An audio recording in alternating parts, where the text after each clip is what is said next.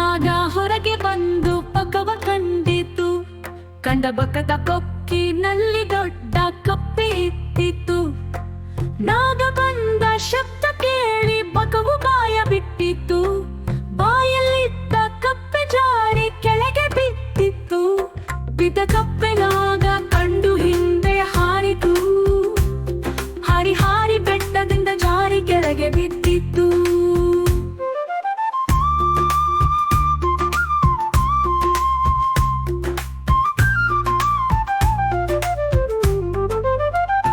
ಜಾರಿ ಬಿದ್ದ ಕಪ್ಪೆ ಎದ್ದು ಬಾಯ ಬಿಟ್ಟಿತ್ತು. ನಿನ್ನ ವರ್ಣ ನವಿಲಗರಿಯ ಶಾವವರ್ಣ, ನಿನ್ನ ಬಾಲ ಮಾರು ಉದ್ದ, ನಿನ್ನ ಹೆಡೆಯ ನಾಗಮಣಿ ರತ್ನದಷ್ಟು ಚಂದ. ನಿನ್ನ ಮನಸ್ಸು ಮಂಜಿನಂತೆ, ನನ್ನ ಮೇಲೆ ಕರುಣೆ ತೋರು ಎಂದು ಬೇಡಿತು. ನಾಗ ನಕ್ಕು ಹೂವಿನಂತೆ ಕಪ್ಪೆಯನ್ನು ಎತ್ತಿಕೊಂಡಿತು. ತನ್ನ ಹೆಡೆಯ ಮೇಲೆ ಹೊತ್ತು ಬೆಟ್ಟ ಹತ್ತಿತ್ತು.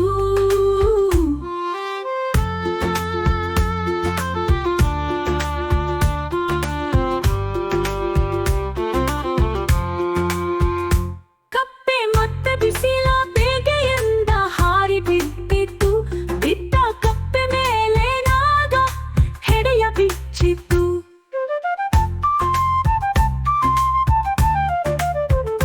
ಬಿಚ್ಚಿದಾಗ ಮೇಲೆ ಬಂದ ರತ್ನ ಮಣಿಯು ಬೆಳಕ ಹರಡಿತ್ತು.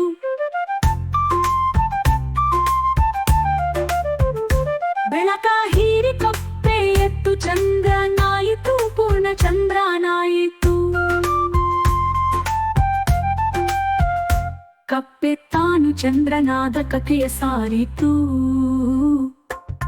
ದೊಡ್ಡ ನಾಗ ಹೊರಗೆ ಬಂದು ಬಕವ ಕಂಡಿತು. ಕಂಡ ಬಕದ ಕೊಕ್ಕಿನಲ್ಲಿ ದೊಡ್ಡ ಕಪ್ಪೆ ಇತ್ತಿತ್ತು. ಬೆಳಕ ಹೀರಿ ಕಪ್ಪೆಯದು ಚಂದ್ರನಾಯಿತು.